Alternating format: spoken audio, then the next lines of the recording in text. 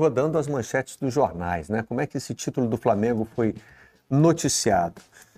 O Globo diz que é um campeão com sobras. O Flamengo confirma vantagem com empate e conquista título carioca. Foi mais na linha aí do que aconteceu nas duas partidas decisivas, né? O Dia diz que a festa é do Mengão. E o Meia Hora reproduz o grito da torcida do Flamengo para o Zico, né? Ei, ei, ei, Mengão é nosso rei, em vez de Zico é nosso rei. E o Extra chama o Flamengo de rei do Rio, não tem para ninguém. No século XXI, o rubro-negro coleciona mais títulos do Campeonato Carioca do que Flu, Vasco e Botafogo juntos.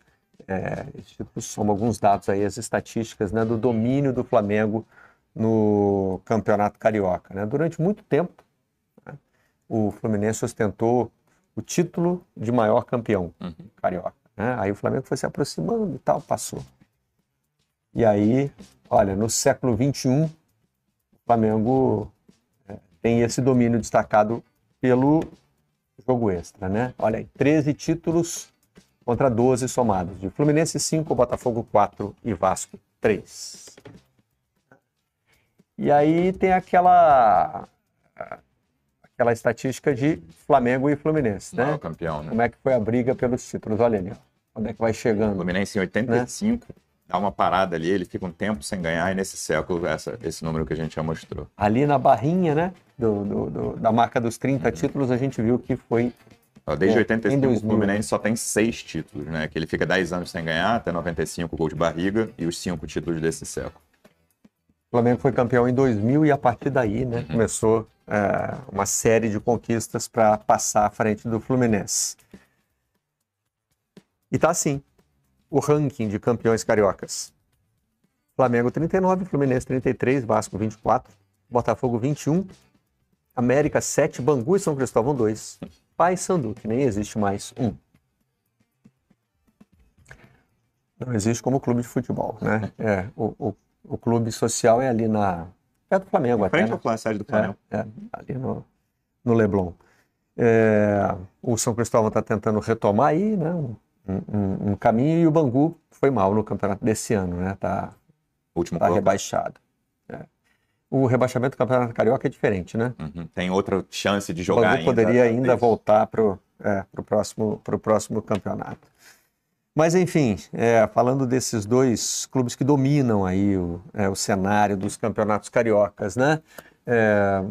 Os dois jogos mostraram que hoje existe, que nessa temporada, hoje que eu digo, o Flamengo 2025 e o Fluminense 2025 tem uma distância entre eles, né? Uma distância que ela diminuiu, eu concordo com o Mano, ela diminuiu, mas ela ainda existe, né?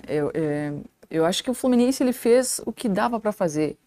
Essa frase no futebol, eu acho que ela, em outros tempos, ela não encaixava, mas o Fluminense fez o que dava para fazer. O Flamengo é um time com muito mais recursos, material humano para o treinador trabalhar, jogadores de outro patamar, com todo respeito ao elenco do Flu, que também tem a sua qualidade, e também um trabalho que está dando um resultado, está dando frutos com muito mais facilidade do que está dando frutos o trabalho do Mano. E ainda a gente pode avaliar o trabalho do Mano aqui, eu não acho que ele é ruim, acho que ele é um trabalho bom dentro do que é possível fazer com esse Fluminense, num trabalho de recuperação, de fazer o Fluminense voltar a ser organizado, a dar uma nova identidade completamente diferente da que tinha antes, reformulação de elenco. O Fluminense passou por tudo isso, né?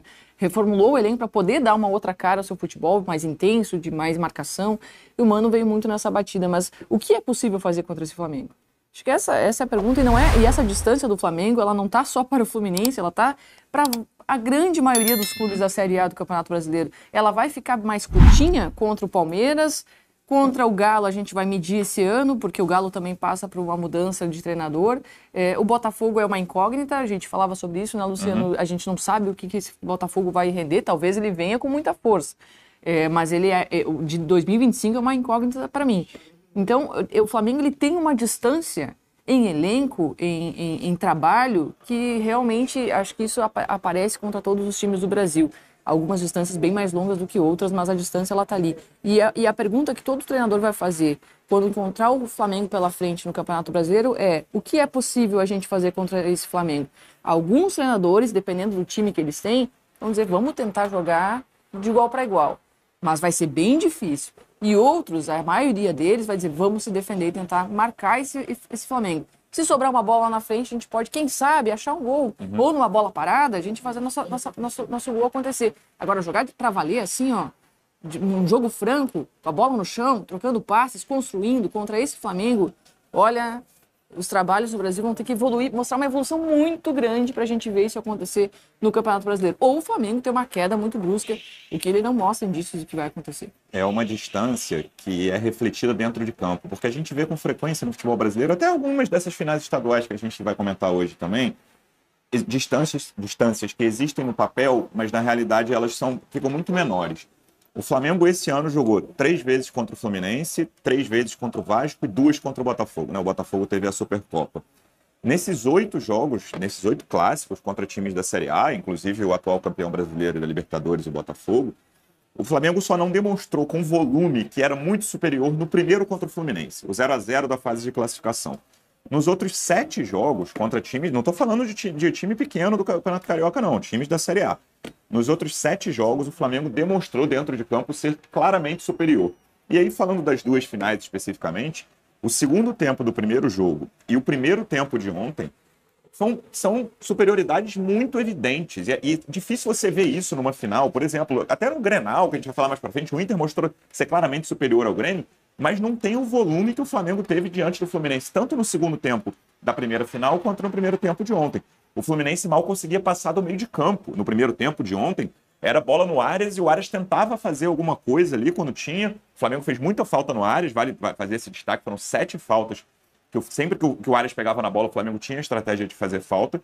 E o Fluminense não conseguia respirar por muitos méritos do Flamengo. E isso que a Jéssica comentou, de como conciliar ataque e defesa, se você pensar o Fluminense precisando do resultado, botou mais um cara no meio de campo, né? Em relação ao time do primeiro jogo, o Lima entrou na vaga do Serna, tem uma mudança nas laterais também, uma forçada pela lesão do Fuentes na lateral esquerda, mas outra que eu nem entendi tão bem assim do Samuel Xavier no lugar do Guga. Acho que o Guga vive um momento melhor do que o Samuel Xavier na lateral direita, mas a mudança do meio, eu concordo até, se você pensar, tirar o Serna para botar o Lima e reforçar o meio de campo, mas o Lima, na prática, ficou sem função. Foi um primeiro tempo muito fraco do Fluminense e muito bom do Flamengo, por méritos do Flamengo. O segundo tempo foi mais equilibrado e tem essa coisa da régua, né? O torcedor do rubro-negro, ultimamente, a gente vê, o que mais que o Flamengo precisa fazer? Estão medindo o Flamengo por uma régua diferente.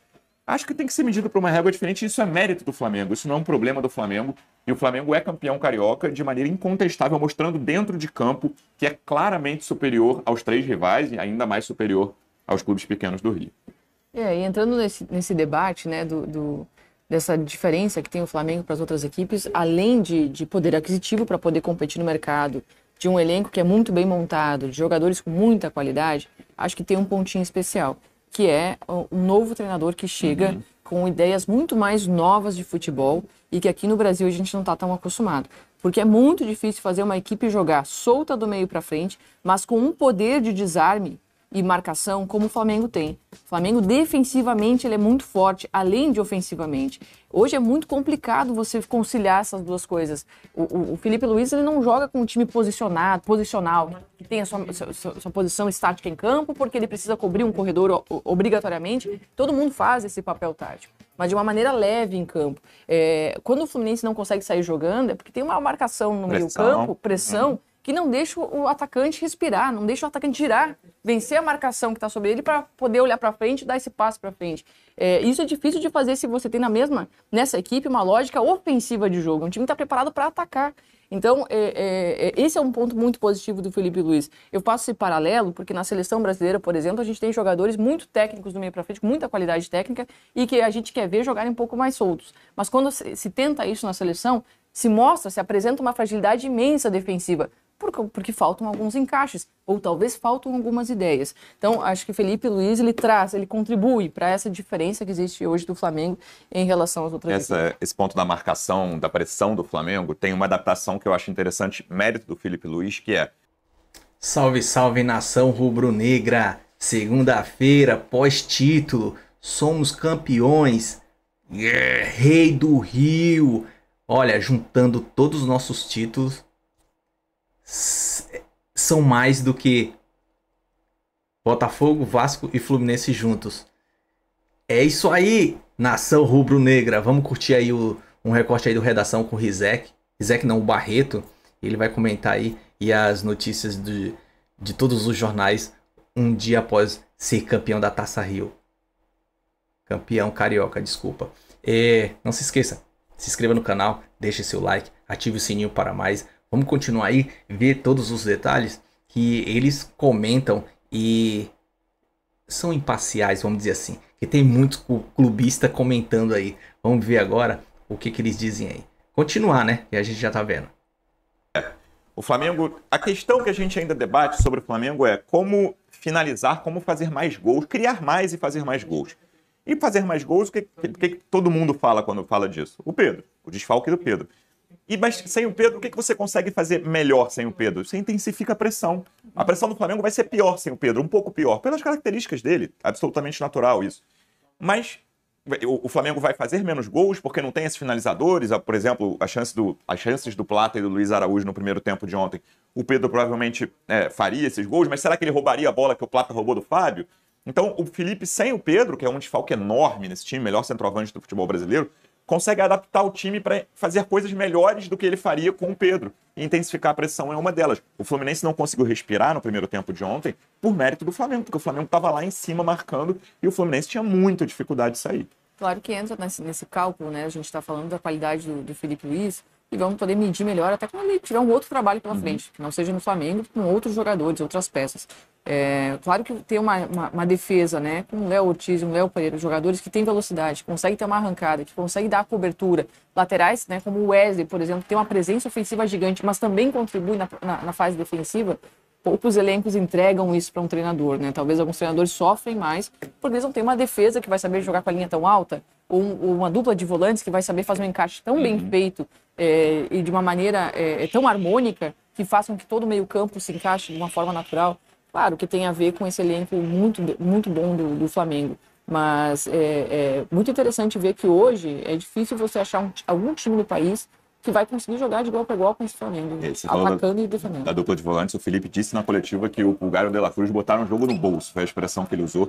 E aquele lance que a chance perdida pelo Luiz Araújo é muito simbólica desse Flamengo, porque começa lá no Rossi, passa pelos jogadores do meio campo, Pulgar para o De La Cruz para Arrascaeta, o Arrascaeta acha o passe para o Luiz Araújo. É um lance simbólico desse time e os dois volantes ontem, jogadores que já oscilaram no Flamengo, né? Tanto o Pulgar quanto o De La Cruz. De La Cruz chegou ano passado, fez um ótimo primeiro semestre, um segundo semestre muito fraco. Jogadores que já oscilaram estão vivendo um grande momento. O Pulgar fez um excelente. Talvez tenha sido o melhor jogador do Flamengo, tem que pensar aí. O melhor jogador do Campeonato Carioca, o Pulgar fez um excelente campeonato. É importante pontuar o Pulgar que para sustentar um ataque de tanta mobilidade, como eu vinha falando, a função de primeiro volante é especial. É esse jogador, junto com a dinâmica de zaga, que consegue sustentar todo esse ataque. Na sequência, nós vamos ouvir aí as entrevistas dos jogadores e do Felipe Luiz, né? Felipe Luiz tomou o tradicional banho de isotônico, né? O Flamengo aproveitou a troca de camisa para promover uma camisa que está sendo lançada em referência ao time de 1981. E ontem teve um momento muito simbólico do Zico no campo entregando a taça, porque era o encontro das duas gerações mais vitoriosas do Flamengo, né? Da história do clube. Vamos então com os jogadores em campo e na sequência o treinador na coletiva. A gente sabe que o ano recém começa, falta muito pela frente, mas quando a gente está confiante, é difícil, vai ser difícil para o rival saber que tem um Flamengo na frente, então é isso. Acho que a gente estamos bem, mas temos que continuar evoluindo, melhorando cada dia para cada dia ser um time mais forte e mais consistente para o time rival também sofrer. Acredito que para mim foi importante ter menos minutagem esse ano para me recuperar melhor. Essa lesão que não foi fácil. Eu acreditava que era mais simples, mas terminou atrapalhando um pouquinho mais. Mas a gente agora tem que focar no descanso. Agora a gente não sabemos se temos que ir para a seleção ou não, mas quando voltemos estar 100% para ajudar nosso companheiro, que já começa agora, brasileiro e tudo mais. Mas pelo contrário, não sou moleque, sou homem para ter coragem de vestir isso aqui, tem que ser homem. Porque você vê 70 mil pessoas ali, é o sonho de todo mundo ver o Flamengo campeão, então tem que ser homem eu sou. E eu vou continuar vencendo porque Deus me escolheu, Deus me colocou aqui para ser um campeão. independente do que as outras pessoas falam, eu me importo com o que a torcida do Flamengo diz. E eu sou Flamengo pra c... Não é porque, quer fazer mídia, não. Eu sou Flamengo pra c... e eu sou rubro-negro. Vamos que... Como sempre, vou começar falando que nunca vou deixar de falar sobre os meninos do Ninho, Arthur, Átila, Bernardo, Christian, Jedson, Jorge, Pablo, Riquelmo, Samuel e Vitor. Enquanto eu estiver aqui, nunca serão esquecidos, ok? Isso para começar. Estou muito feliz, extremamente feliz. Não é fácil conquistar títulos, não é fácil. É muito trabalho. Você citou aí inúmeras conquistas, né? Inúmeras conquistas que tivemos. E o Flamengo te proporciona isso, essa possibilidade de disputar. Não te garante ganhar, né? Mas te proporciona a possibilidade de ter um elenco tão qualificado como para disputar títulos. Eu estou muito orgulhoso do nosso trabalho, dos meus jogadores, do esforço que eles fizeram em toda a pré-temporada, em toda essa trajetória para conquistar. E eu sou um cara muito ambicioso, eu quero mais. Mas conseguimos dar minutos para todo mundo, conseguimos usar o Carioca como uma pré-temporada. O que eu diria assim que foi complicado para a gente? São 8 clássicos em 12 jogos. Isso tem um desgaste emocional muito grande. Eu sinto que quando você ganha um clássico, você nunca é valorizado do jeito que é. Sempre o juiz roubou, sempre a falta, o pênalti, não sei o quê. Sempre tem alguma desculpa que não dá o valor necessário para as vitórias, para os empates ou para as grandes atuações. E isso me deixa extremamente triste, dessa forma assim que são levadas. E se o Flamengo perde ou empata, então, claro, jogo extraordinário da outra equipe, né? Então, esse peso emocional, isso os jogadores sentem. Por quê? Porque estão fazendo todo um esforço para jogar o Campeonato Carioca. O time tá se desgastando muito para jogar, para conquistar esse título. Bom, primeiro destacar o contraste, né? Entre o Luiz Araújo totalmente fora do tom ali e um Felipe Luiz absolutamente sereno, fazendo a análise do que foi a campanha. Embora ele tenha encaixado uma reclamação no fim, né? Algo que ele sente desde o tempo de jogador, né? Existe uma pilha coletiva no universo do futebol de que quando o Flamengo ganha é roubado. E, né, a internet brinca muito com isso, faz negócio de juiz com camisa do Flamengo, todas essas imagens, essas coisas. O jogador sente, né? Felipe Luiz deixou isso aí claro. E o jogo de ontem teve 2 gols anulados, né? Eu fiquei com a sensação de que o gol do Fluminense começou a ser anulado na semana passada. O do Flamengo. Esse gol aí, o gol do Plata, começou a ser anulado na semana passada, quando começaram imediatamente após a primeira partida, as reclamações do Fluminense sobre a arbitragem, né? Hoje tem muito esse movimento no futebol brasileiro, de que a gente reclama hoje, não dá mais para voltar atrás, mas na próxima a gente se garante. Não sei se é uma coisa do Flu especificamente, é uma coisa Não, estou falando especificamente, né, sobre essa final aí. É um hábito que está disseminado pelo futebol brasileiro.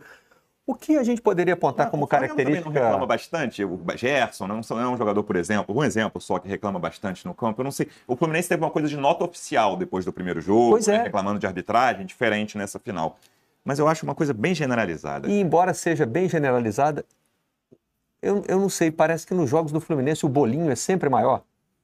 O Fluminense tem uns auxiliares de arbitragem, né? O Martinelli, por exemplo, apita o jogo junto com o juiz. Ele está presente em todas as marcações. Eu acho que todo time tem. O Gerson, por exemplo, eu acho um auxiliar de arbitragem. Acho que todo time Ontem tem. O Cano também estava muito ativo nisso aí. Não, né? ontem... Samuel Xavier também. Nesse lance do gol, na hora até que o Vilani estava narrando na transmissão da Globo, os jogadores tem 6 jogadores do Fluminense direto. Já cercam imediatamente. Na hora que a bola entra. Liderados pelo Thiago Silva, que é o capitão e tem direito de falar com o juiz. Olha, e aí, lembra que no início do Carioca, de outros campeonatos, só o capitão pode falar com o juiz, lembra dessa história? O juiz mostrava a abraçadeira. Os jogadores, como previsto, botaram essa determinação no bolso, né?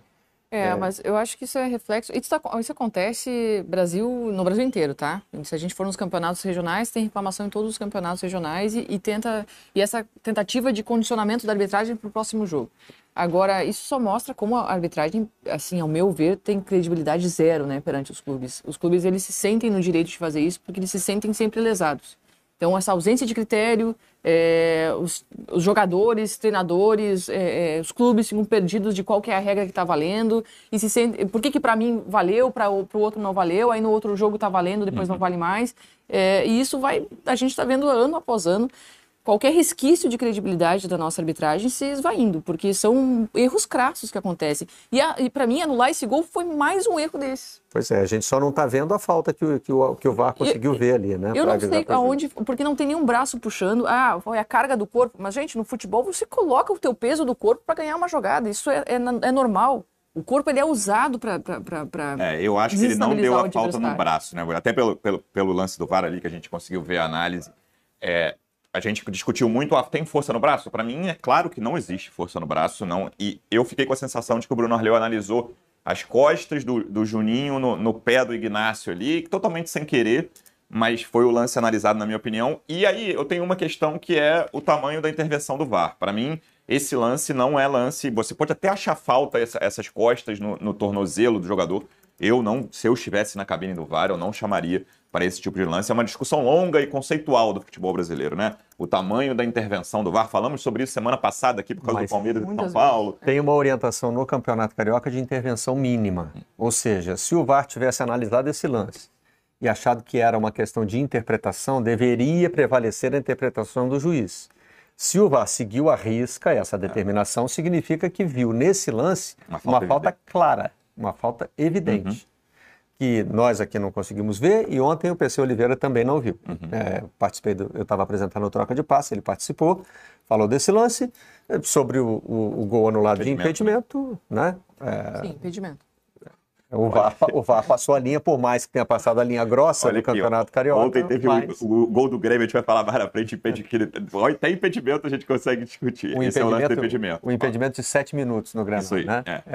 Esse é o impedimento do Juninho. 2 jogadas do Juninho, né, nos gols anulados, tanto do Plata quanto do Michael.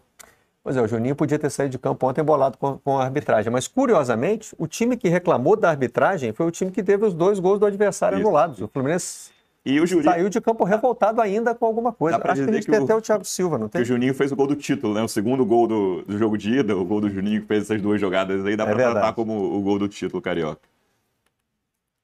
Porque aí também teve lances na partida de ida em que o Fluminense se sentiu lesado, então essa reclamação lá vem pro segundo jogo. Lance de expulsão. Ontem também o Otávio podia ser expulso no primeiro tempo. O Fluminense essa é a reclamação do Flamengo. No primeiro jogo.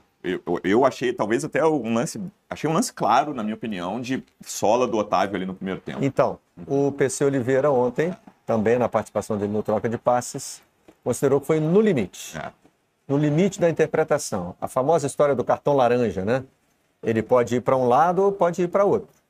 E ajuda o Mano a tomar a decisão de tirar logo no intervalo, né? O Otávio, o time melhorou, o Fluminense estava com problemas no meio campo, mas a minha saída dele também passa por esse lance aí. Aquele amarelo, qualquer coisa que o Otávio fizesse ali depois daí, ele levaria o segundo amarelo muito provavelmente. Porque no vestiário não tem como o árbitro não ficar sabendo da repercussão, né? E aí, certamente, ele teria um olhar mais agudo, né, pro Otávio no segundo tempo. Foi uma chuteira bem alta. Teve um pisão também do Arrascaeta, mas ali, na avaliação do PC, disputa de bola. Que eu acho que é parte da estratégia que eu citei de faltas no áreas, né? Os dois cartões que o Flamengo levou no primeiro tempo, Arrascaeta e Luiz Araújo, foram por faltas no áreas, e o Flamengo teve muito essa estratégia. O Arias pegava na bola, que era o único suspiro ali. O Fluminense tem uma questão que a gente não debateu, que é quem é o terceiro homem de meio de campo sem o Ganso, né? E o Ganso não jogou o Campeonato Carioca. A tentativa foi o Lima, né? Aliás, foi uma surpresa. Durante o campeonato que a gente mostrou não previa o Lima. Né? Acho que a tentativa mais utilizada foi o Arias centralizado, né, durante o campeonato. Ali, no momento que o Riquelme estava muito bem pela direita, o garoto que depois oscilou. E aí, ontem foi o Lima, e o Lima nessa posição, ele já teve, por exemplo, ontem eu conversava com um amigo tricolor, a última rodada contra o Palmeiras, que o Fluminense precisava do resultado contra o rebaixamento, venceu o jogo lá no Allianz Parque. Mas tivemos uma derrota com a dignidade de um time que procurou se superar, tentar igualar com dedicação contra um adversário que está num nível melhor do que a gente, e a gente tem que reconhecer isso e não aceitar as coisas. Eles são a referência, é atrás deles que a gente tem que ir, e os 2 jogos das finais nos dão uma amostragem bem clara do quanto que a gente tem que evoluir para chegar lá. E o Flamengo provoca o Fluminense nas redes sociais. Isso também parece que é obrigatório hoje, né? Depois de clássicos, depois de... enfim. Essa é uma expressão que a torcida do Fluminense usou por muito tempo. Né? Virou música, né? Ganhar Fla-Flu é normal, tem a trecho de uma música que a torcida canta, né? Aí o Flamengo incorporou essa expressão no seu post em redes sociais. A gente já destacou aqui alguns números, né? Sobre domínio do Flamengo. Sem entrar na pilha do é normal ou não é normal, mas enfim, não dá para escapar dos números, né? Sobre o domínio do Flamengo. E também sobre esse começo de carreira do Felipe Luiz, que está chamando a atenção, né? A gente precisa sempre fazer o asterisco de que as 2 derrotas do Flamengo nesse campeonato carioca, nas 2 derrotas o Felipe Luiz não estava no banco, né? Estava com o time principal na Flórida. Então, em 27 jogos comandados por ele, né, são 19 vitórias, 7 empates, só uma derrota para o Fluminense do Mano Menezes. Brasileiro. Né, pelo Campeonato Brasileiro. E já 3 títulos. Né. Isso se falava muito do Jorge Jesus, né, mais títulos que derrotas. Né, e o Felipe Luiz está nessa batida aí.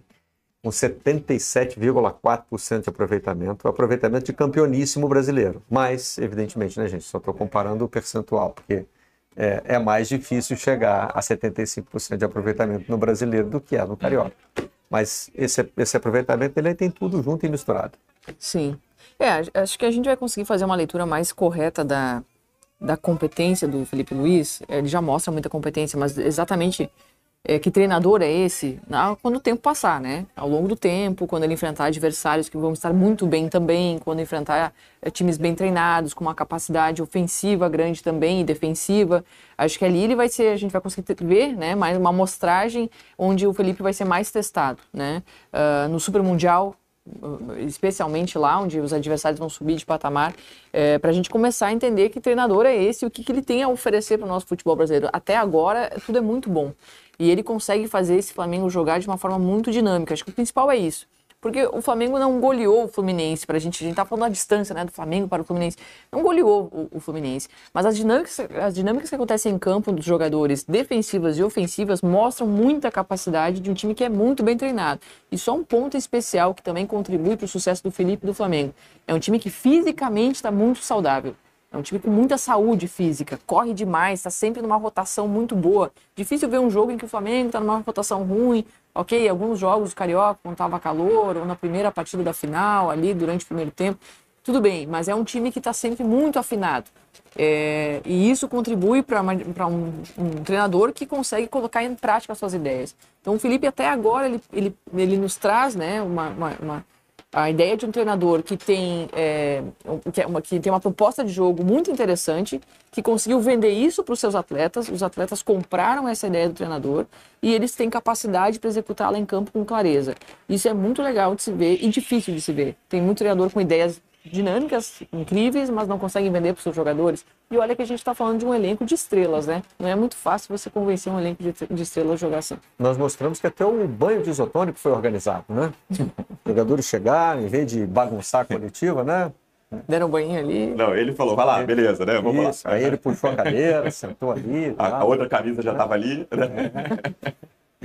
Tudo preparado para fazer o marketing depois. Ontem eu conversava depois do jogo também com um amigo que lembrava que no ano passado, em números, o Campeonato Carioca do Flamengo é parecido com o desse ano. O domínio do Flamengo no Campeonato Carioca do ano passado, com o Tite, claro.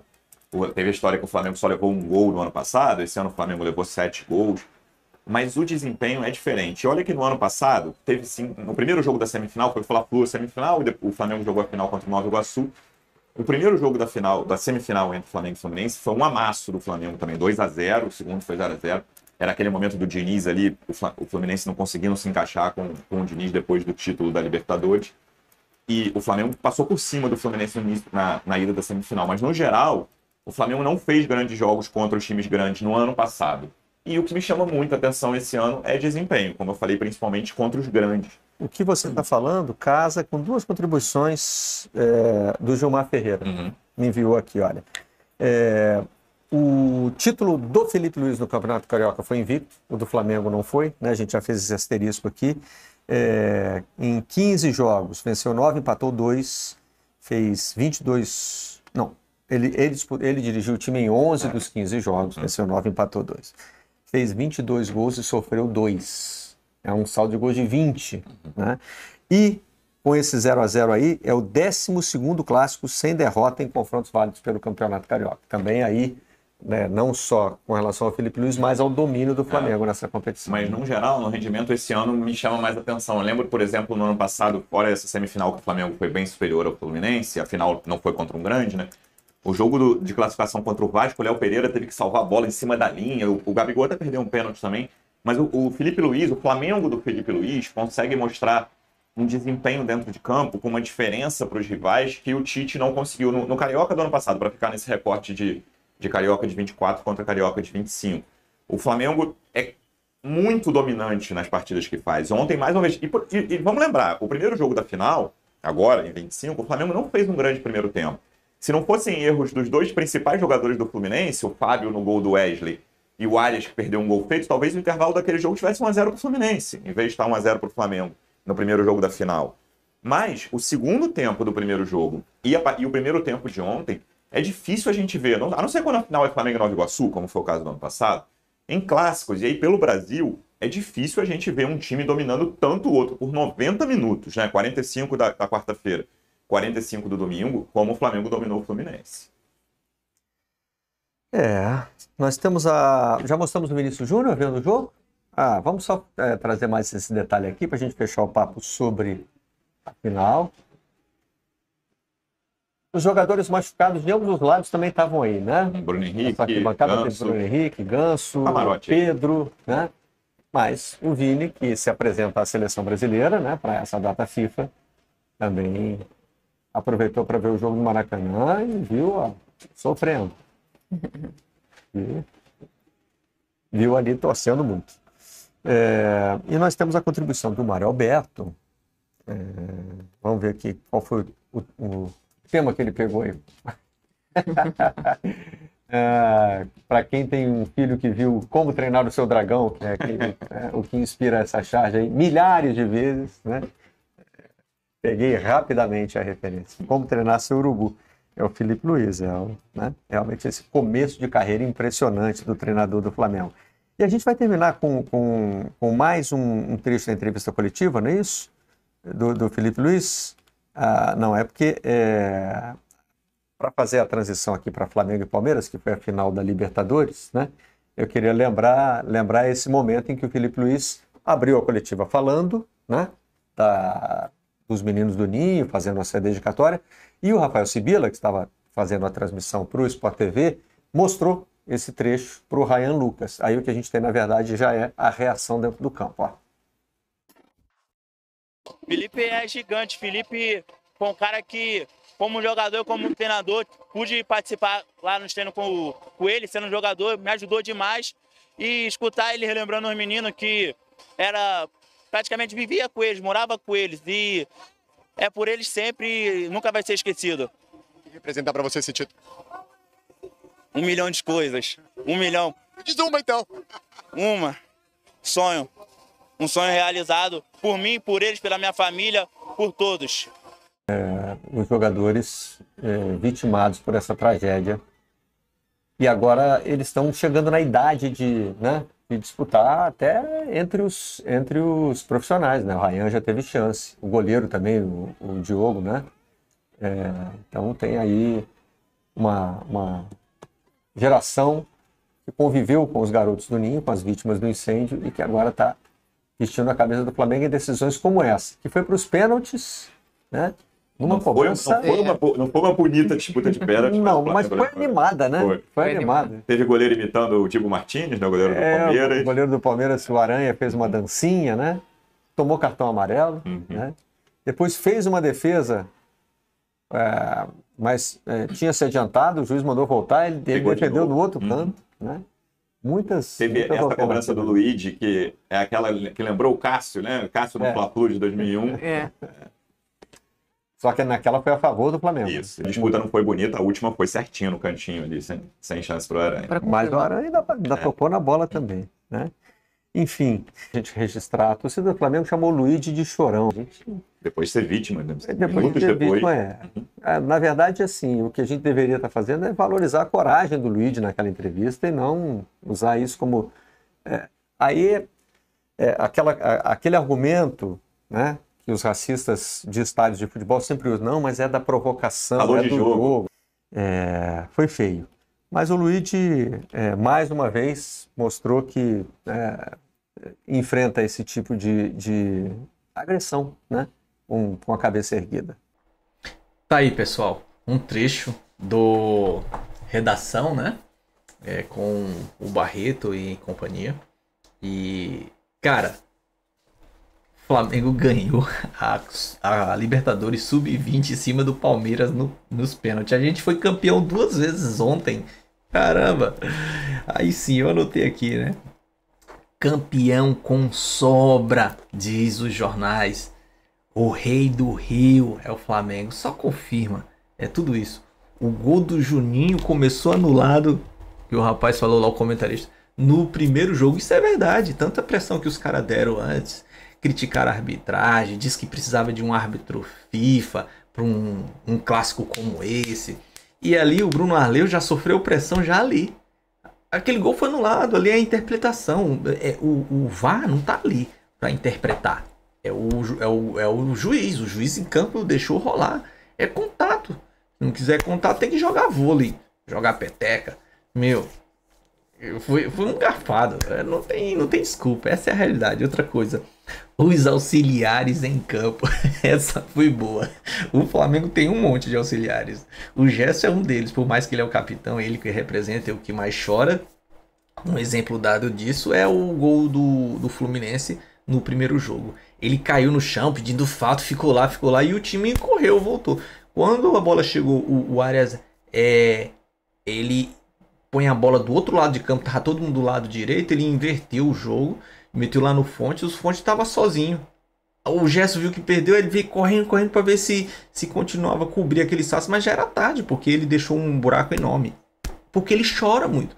O que eu falo, tem que chorar quando a bola sair. Aí sim, enquanto a bola não sair, não para. Ele chora muito. E aí do lado do Fluminense tem um monte, Martinelli, Cano, Thiago Silva, é uma porrada que fica em cima do juiz chorando lá. O Arias, meu Deus do céu, toda hora fingia que caía e botava a mão no tornozelo. O Bruno Arleu é demais, viu? Meu Deus do céu. Agora aquela falta do Juninho em cima do Ignacio, meu Deus, ali nunca existiu, ali foi gol. Outra coisa, a ausência de critério. Isso é normal.